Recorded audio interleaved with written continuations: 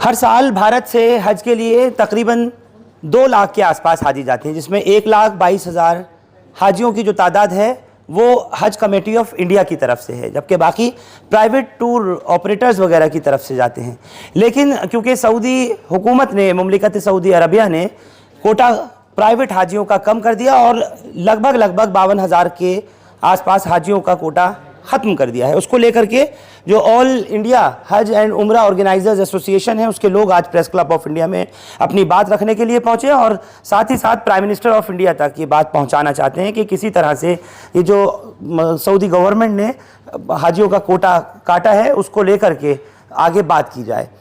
ये किस वजह से आपको लगता है कि ये सब कुछ किया गया है, और जिन लोगों ने पैसा दे दिया, जो लोग पहले ही इसके लिए आवेदन कर चुके थे, ख़ास तौर से वो कि जो प्राइवेट जाने वाले थे, अब वो मसला एक खड़ा हो गया, क्या आगे कीजिएगा इसको और आप लोग क्या करना चाह रहे हैं आगे के लिए?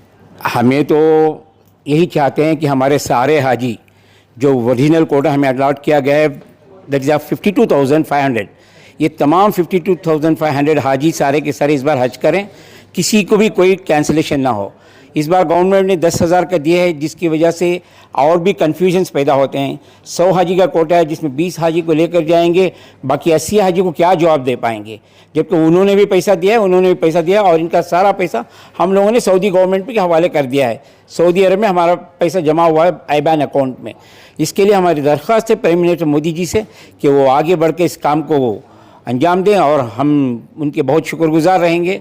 और गवर्नमेंट को इससे हमारे से जो 52,000 हाजी जाएंगे तो गवर्नमेंट को भी तकरीबन 2-3 हज़ार करोड़ का फ़ायदा है टैक्सेस में।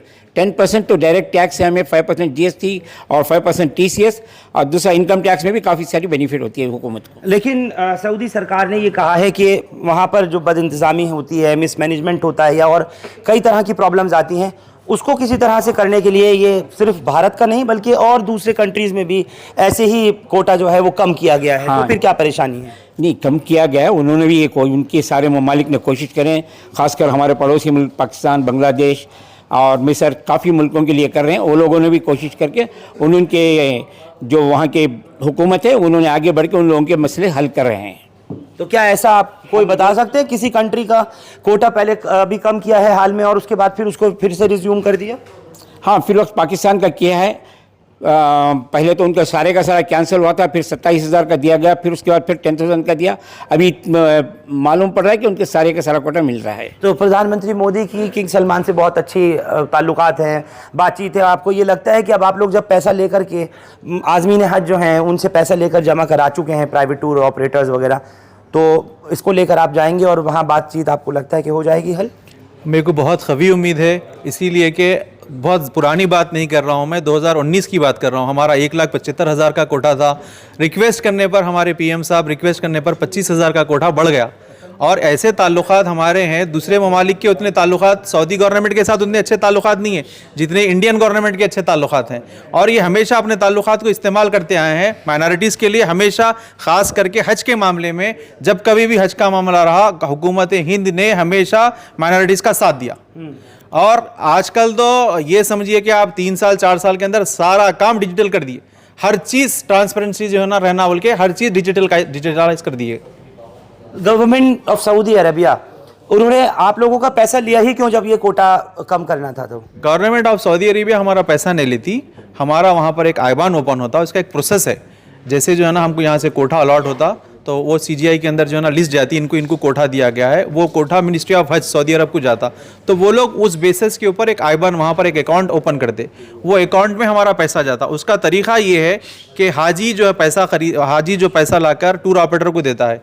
टूर ऑपरेटर क्या करता है, जो ये साल क्लस्टर बनाया गया लीड का, उसको पैसा देता है। लीड वाला हज कमेटी को देता है, हज कमेटी वाले जो है ना हमारी CGI को भेजते हैं, CGI वाले जब हमारे आईबान के अंदर क्रेडिट करते हैं। तो पैसा आ रहा जा रहा, सऊदी हुकूमत को इससे कोई मतलब नहीं है, पैसा हमारे आईबान के अंदर जमा हो रहा। एज पर द जो है ना बायलैटरल एग्रीमेंट, दोनों कंट्रीज का जो बायलैटरल एग्रीमेंट है, जो प्रोसेस बनाया गया है, वो प्रोसेस के हिसाब से पेमेंट हमारा आईबान में जमा हो रहा।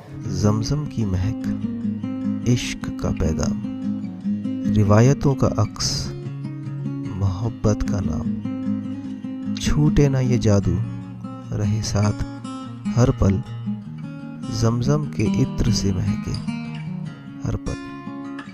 जमजम परफ्यूमस जहाँ हर खुशबू एक कहानी बुनती है।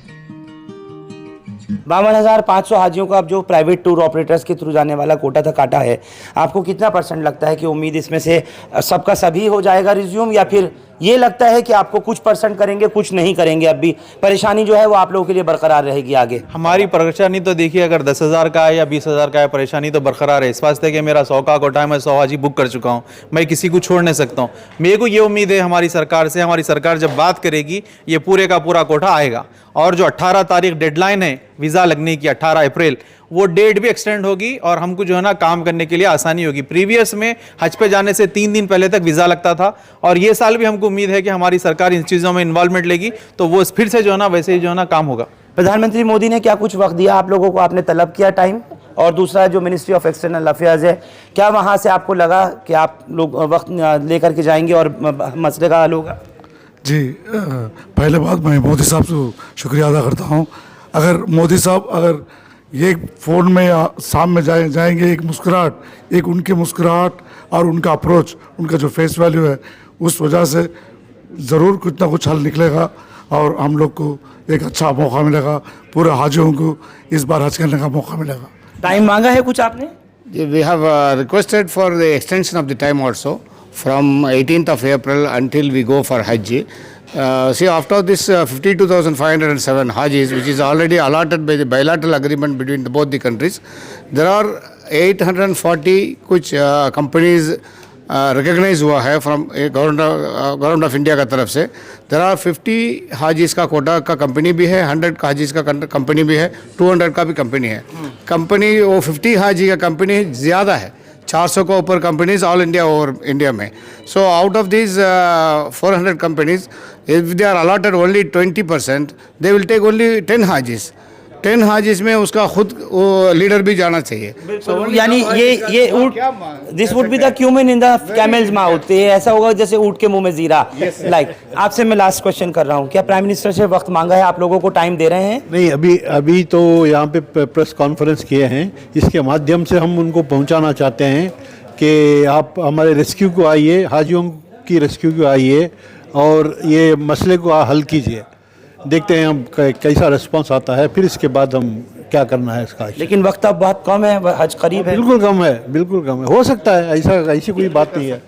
अगर प्राइम मिनिस्टर चाहे और क्राउन प्रिंस चाहे, दोनों बैठ के अगर इस मसले का हल कर दें तो हो सकता है, डेट भी एक्सटेंड हो सकती है, ऐसी कोई बात नहीं है। From the news that on 22nd of April, our honorable Prime Minister is visiting Saudi Arabia, so he can make use of this good office and to get this successfully done. चलिए, तो पूरी उम्मीद कर रहे हैं all India हज and उम्रा organisers association के ये लोग कि अब प्रधानमंत्री को 22 अप्रैल को जाना है सऊदी अरबिया। वो अपनी मुस्कुराहट से इस तरीके से उनका क्राउन प्रिंस के साथ में है, सऊदी के साथ में, अरब और अजम से जिस तरह के उनके ताल्लुकात हैं, इसी तरह ये लोग उम्मीद और कोशिश कर रहे हैं कि प्राइम मिनिस्टर जाकर के किसी तरह इंसिस्ट करेंगे और जिन लोगों का, खास तौर से वो लोग जो हज पर प्राइवेट टूर ऑपरेटर्स के थ्रू जाने वाले हैं, उनका जो कोटा है एक्सेप्ट हो जाए एक मरतबा फिर से और वो लोग फिर से हज के लिए जा सकें।